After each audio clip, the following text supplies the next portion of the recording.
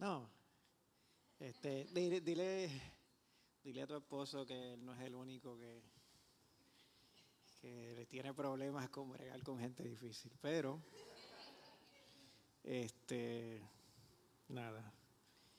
Eh, es uno de los retos más difíciles de la vida, de cuando uno está sirviendo al público. Eh, y otro de los retos más grandes que tenemos personas como yo es coger un micrófono y hablar poquito. Pero estamos mejorando en ese particular. Quiero darle las gracias a la iglesia por todo el cariño que le dieron a mami este domingo. Yo estaba acá, pero estaba observando todo lo que ustedes hicieron y estoy sumamente agradecido. En el fin de semana, 3 hermanos de la iglesia fueron a visitar a mami, que fue Jessica, Samuel y la doctora Marisa Vega. Y quiero darle las gracias a ellos por haber ido en un momento donde hacía falta que fueran. Si la doctora no está aquí en esta noche es porque posiblemente todavía está trabajando, porque esa es ella. Porque aparte de su ministerio, aparte de su trabajo, es su ministerio. Es el sacerdocio santo que Dios le ha dado de ir a bregar con pacientes. Y yo quiero darle gracias a Dios por ella también, porque tanto ella como Jessica pues hablaron inspiradas por el Espíritu Santo de Dios, y pues el resultado fue que mami pues pudo venir a la iglesia y pudo disfrutar. Pues eso es día a día lo que, como el Señor le ha placido que sean las cosas. Y estoy más que agradecido. O sea, le damos gracias a Dios, pero yo creo que parte de darle gracias a Dios es pues darle gracias a la gente que nos ayuda, que está con nosotros, que ora por nosotros, que si no puede ir, pues por lo menos ora por nosotros. Y yo sé que genuinamente eso está ahí, eso se siente y eso se experimenta día a día.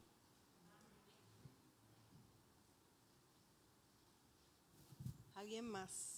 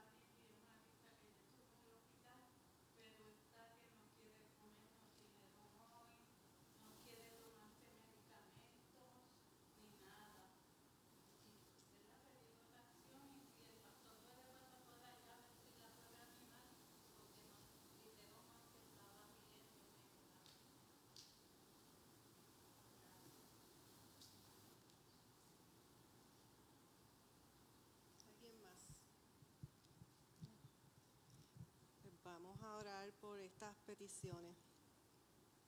Amantísimo Dios y Padre Celestial, ante ti presentamos, Señor, todas estas peticiones, Padre, porque ¿a quién mejor que a ti que nos conoce, Señor? Señor, te pido por todas las personas que necesitan salud, que necesitan paz, que necesitan consuelo, Señor. Padre, por las personas que necesitan sanidad mental, Dios del cielo. Pon tu mano de paz, de calma y dale sabiduría a las personas que están alrededor, Señor. Mira, Señor, las personas que viajan, sé tú con ellos, Padre Santo. Las personas que tienen necesidad de trabajo, de empleo, de ventas, de casa. Padre, sé tú en cada una de los negocios, Padre, que nosotros tenemos que hacer. Señor, te damos gracias y gracias, Padre, por todo lo que tú nos das. Sobre todo, Señor, por tu compañía que nos cubre todos los días. Bendice a cada hermana y hermano de esta iglesia que está enfermo, Señor. Acompáñalos en su proceso, Padre Celestial. Cuida, pon tu mano de poder. Y todo esto lo pedimos, Señor, en el nombre de Cristo Jesús. Amén.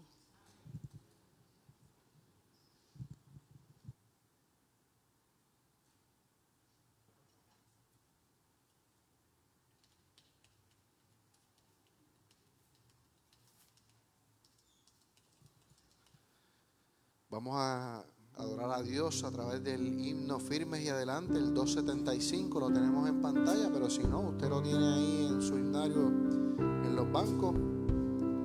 Así que póngase de pie, seguro.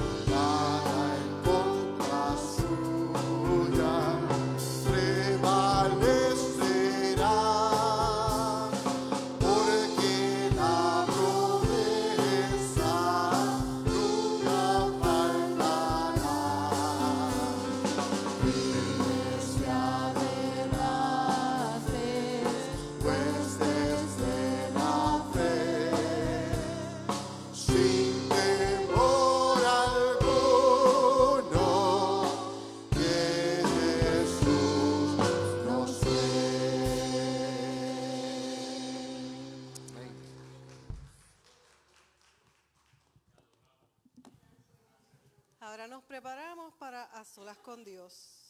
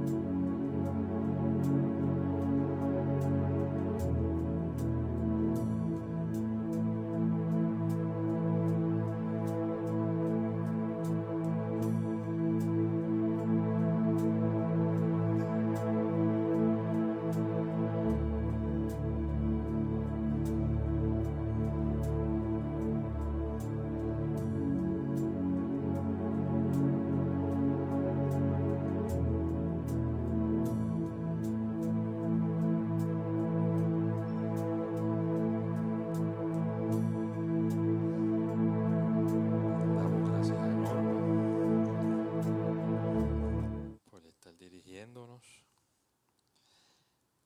Y comparto con ustedes lo siguiente. El apóstol Pablo llega en uno de sus viajes a Corinto,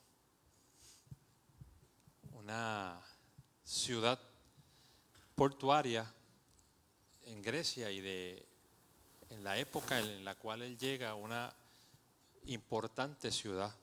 Se establece como 1 año y medio viviendo allí. Y el apóstol Pablo había aprendido a hacer tiendas de campaña. Era parte de su trabajo. Y él había aprendido ese trabajo muy joven y aprovechó, y cuando llegó comenzó a hacer tiendas de campaña, vendía sus tienditas de campaña y se ganaba sus chavitos y se mantenía. Pablo era de los que siempre estaba pendiente a que no estuviesen él dependiendo de que los demás le suplieran. Como buen judío, comienza a ir a las sinagogas, a visitar la sinagoga y a hacer el ritual de todo judío, pero comienza a profesar su fe en Cristo Jesús, aún dentro de la sinagoga, allá en Corinto, porque ya habían algunos judíos que en la diáspora se habían ido antes y que estaban regados por todo el mundo, como hoy en día. Y en medio de esa realidad, él comienza a hablar de Jesús y se establece lo que se conoce como la iglesia de Corinto. En la Biblia nosotros tenemos 2 cartas que él escribe Pablo a Corinto, la primera y segunda de Corintios. Y es interesante porque cuando estaba en el seminario yo me preguntaba por qué una segunda carta, y hay veces que hay hasta una tercera, no a Corintios, pero en otras iglesias. Y la mejor explicación que conseguí y que me satisfizo era saber que era porque la primera carta no había hecho el efecto que se esperaba, tuvo que escribir una segunda carta. Así que imagínense que el tener que escribir una segunda carta quiere decir que es que algo continuaba pasando. Dentro del componente de ese viaje misionero de él establece la iglesia, la deja corriendo, o sea, funcionando, y sigue porque en la mente de Pablo siempre estuvo el seguir llevando el evangelio. Incluso Pablo quería llegar hasta España, que posiblemente muchos piensan que era el confín de la tierra, porque había escuchado que Jesús había dicho que cuando se predicara este evangelio hasta los fines de la tierra, yo volvería por segunda vez. Y Pablo, en su afán, en su deseo porque Jesús viniera por segunda vez y recogiera a su iglesia y se fuera, quería llevar el evangelio a todo el mundo. Él nunca llegó a España, nunca pudo llegar a España. Pero una vez sale de Corinto y deja la iglesia establecida, y mientras está allí, la iglesia se compone de 2 grupos mayoritarios. Uno son algunos judíos que ya se habían convertido al cristianismo, que se llaman judeocristianos, y los otros son los gentiles, que era la gente pagana de Grecia y de lugares cercanos que se habían convertido al cristianismo. Pero había algo interesante. Corinto es una ciudad portuaria, pero también una ciudad cosmopolita. Entonces tiene unas influencias grandísimas, y los que se están convirtiendo no necesariamente estaban cumpliendo con los requerimientos que Pablo entendía debía seguirse a través del cristianismo. Y a la misma vez los judeos cristianos, que sí creían en Dios, querían imponer su criterio y un poquito lo que se conoce como judaizar, o sea, tratar de convertir el cristianismo en una religión judía. Y en medio de toda esa realidad, Pablo tiene que estar escribiendo y corrigiendo a la iglesia. Una vez Pablo se va, le llevan unas cartas y le llevan unas preocupaciones. Porque aunque él ya no está y él deja un liderato, siempre Pablo era la cabeza o él estaba encargado de todo lo que pasaba. Y él tenía gente que pues podemos decir que eran los chotas, que eran los que le llevaban lo que estaba pasando en las iglesias, y contéstame esta pregunta, y qué hago ahora con esto, y qué hago con lo demás. Y le llevan información acerca de las situaciones que la iglesia va pasando. Corintio fue una de las iglesias difíciles que Pablo tuvo que trabajar. Allí había unas situaciones particulares porque mire, lo que se ve en la sociedad también entra a la iglesia, ¿no? Y la iglesia es un reflejo de la sociedad. Entonces, en medio de toda aquella realidad, en ese centro portuario había prostitución. En ese centro portuario había incluso trueques. Se daban incluso hasta malas acciones, matanzas y de cuánta cosa usted se puede imaginar. Pero toda esa influencia también llegaba a la iglesia. Y dentro de la iglesia, los grupos empezaban a tratar de imponer sus criterios y valores particulares. Y Pablo y el que estaba encargado de la iglesia tenía que estar corrigiendo y repasando constantemente lo que tenían que hacer. En medio de esta realidad, y ya Pablo fuera de Corinto y estaba en otras ciudades, uno de los grupos grandes comienzan a entender y comienzan a predicar que la resurrección es una falacia, que ningún ser humano va a resucitar nada, que no crean en la resurrección. Y a Pablo le llevan la inquietud y Pablo escribe. Antes de este capítulo 15, que es el que quiero un poquito tocar al final, había habido también unas situaciones incluso de índole moral con un hijastro con su madrastra, de índole moral entre hermanos de la iglesia peleándose unos a los otros. Estamos hablando de la iglesia primitiva, ¿sabe? De allá, para que usted vea que esto no es nada nuevo. De índole también de simplemente de clases sociales dentro de la iglesia, donde cuando se celebraba la Santa Cena, simplemente el día de la celebración de la Santa Eucaristía, la celebración en aquellos tiempos se daba a través de una cena, literalmente una comida. Y como parte de la celebración se partía el pan y se tomaba el jugo de uva o el vino en aquel caso. Pues los que tenían más opulentemente dinero y prestigio, llevaban, olvídese, contrataban un gran catering de esos que usted sabe bien costoso. Los más pobrecitos, lo que podían llevar era un poquito de pana y un poquito de bacalao, usted sabe, que hoy en día eso es riquísimo, pero usted sabe. Y llevaban lo que podían y la idea era que se suponía que entre todos se compartieran todas las cosas y tuvieran común unión, porque esa es la palabra, comunión. Pero cuando se daba la realidad, los que tenían su catering contratado no le querían ofrecer a los hermanos que llevaban las panitas y el bacalao. Y en medio del culto y de la celebración de la Eucaristía, se daban todas estas situaciones en una misma iglesia.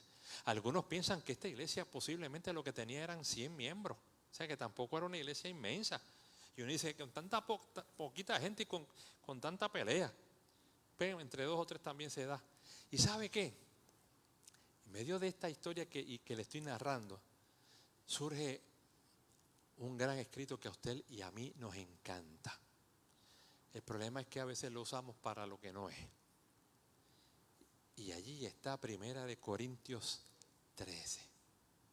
¿Se acuerda de eso? La preeminencia del amor. Si yo hablase lenguas humanas y angélicas y no tengo amor, vengo a ser como metal que resuena y címbalo que retiñe. Usted se acuerda.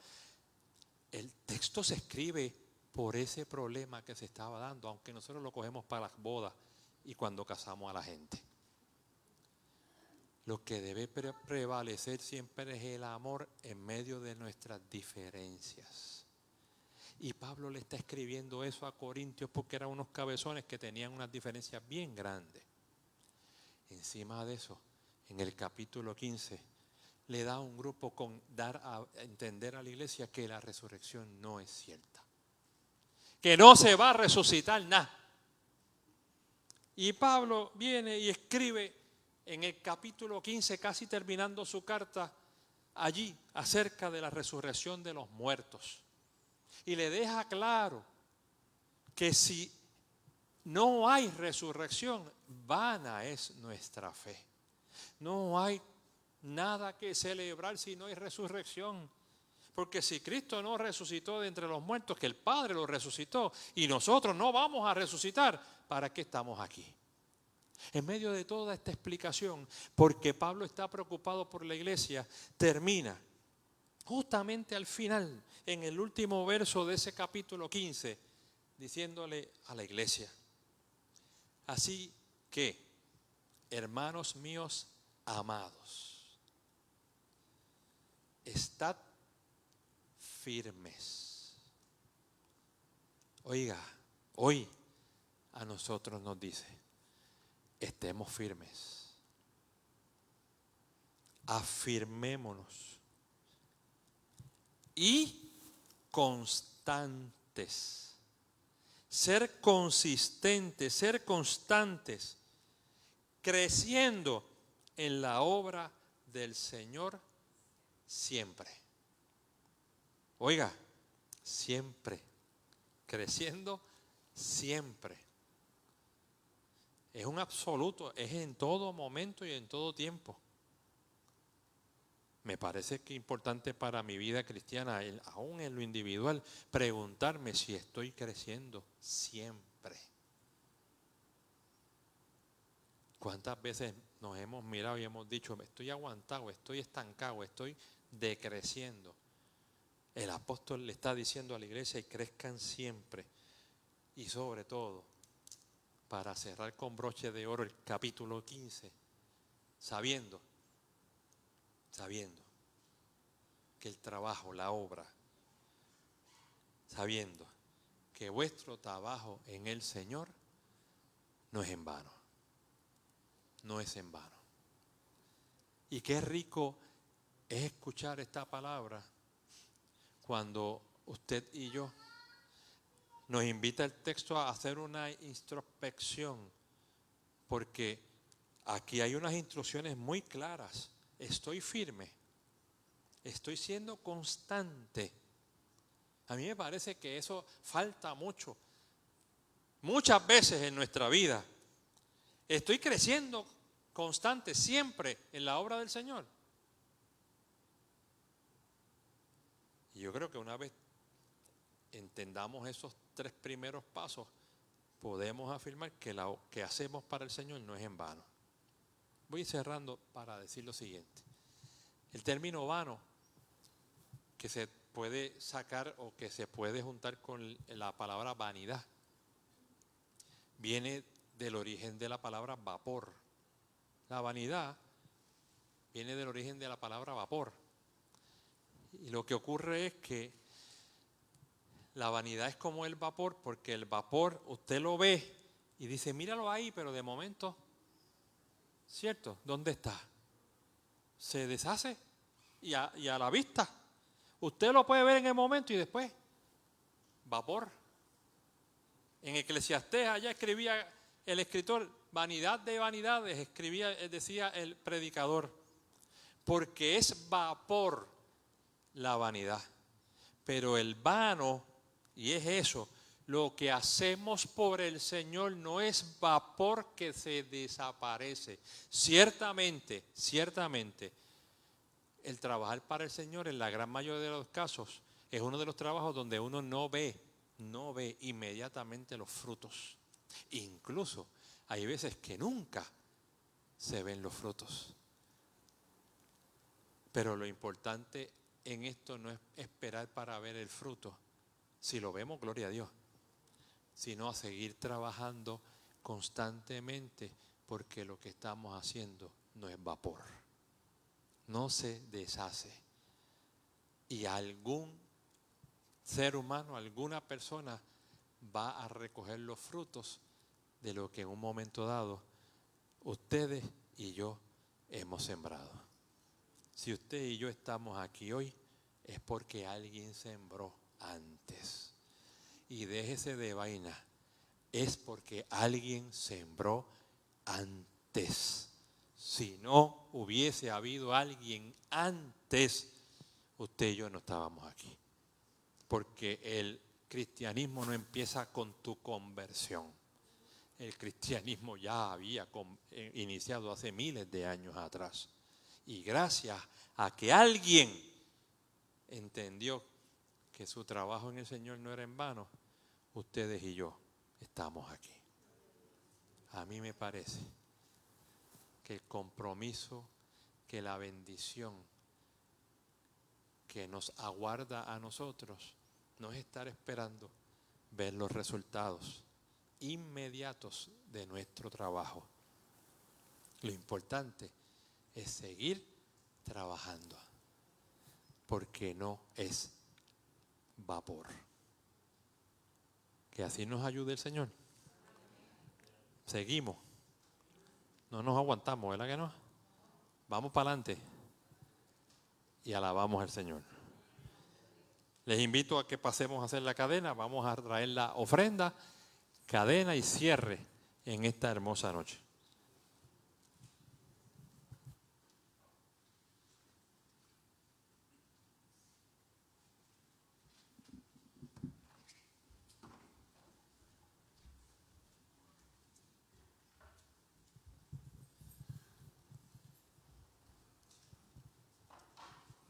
Gloria a Dios.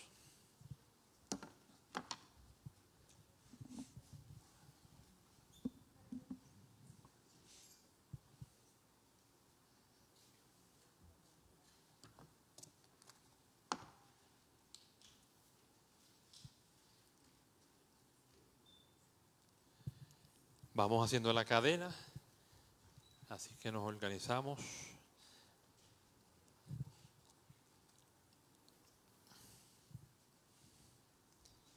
Y con esta cadena y con nuestra ofrenda, agradecemos al Señor y nos despedimos. Hay un cántico final. Muy bien. María, eche para acá. Vamos a orar. Señor, te alabamos y te glorificamos. Te damos gracias por esta noche hermosa. Gracias, Padre Celestial, por tener este espacio de hablar contigo. Este espacio, Señor amado, de recibir fuerza, de recuperar ánimo, aliento y de ser agradecidos como Norma nos compartía en todo tiempo. Te agradecemos el trabajo de un apóstol Pablo. Te agradecemos la labor de una iglesia primitiva que enfrentando tantas dificultades siguió hacia adelante. Te agradecemos este tiempo hermoso de reflexionar en esa palabra y de hoy poder definir y decidir en nuestros corazones que también vamos para adelante, que vamos agarrados de tu mano y que no vamos a detenernos porque tú nos invitas a través de la palabra del apóstol Pablo a estar en crecimiento siempre. Ayúdanos, Señor, ayúdanos a hacerlo, ayúdanos a ponerlo por encima, Señor amado, de nuestras quejas. Ayúdanos a ponerlo por encima, Señor amado, de nuestras dolencias. Ayúdanos a ponerlo por encima, Señor, de nuestras dudas. Ayúdanos a ponerlo por encima incluso a lo que muchas veces hacemos, porque cuando no se hacen las cosas como yo quiero, entonces detengo la obra. Que en esta hermosa noche tú nos permitas seguir juntitos hacia adelante como hasta ahora. Y si vemos, Señor, los resultados gloriosos, para tu gloria serán. Pero si es que otros lo verán y nosotros no, también para tu gloria serán. Recibe estas ofrendas que traemos para ti en esta hora y para el crecimiento de este lugar, Señor amado. Y te suplicamos que bendigas a cada dador alegre y que al bendecirles también, Señor, suplas a cada una de sus necesidades. Bendice a Norma que nos ha dirigido en esta hermosa noche y bendícele grandemente igual que a su familia, a su entorno. Y al recoger las peticiones del corazón de ella y de cada uno de nosotros te decimos gracias porque ya hemos puesto nuestras peticiones en ti y podemos estar confiados. Ahora que la bendición del Dios Padre Creador, la gracia de Jesucristo nuestro Señor y Salvador y la bendición del Espíritu Santo, nuestro Consolador, sea ahora y siempre con este pueblo que dice amén y amén.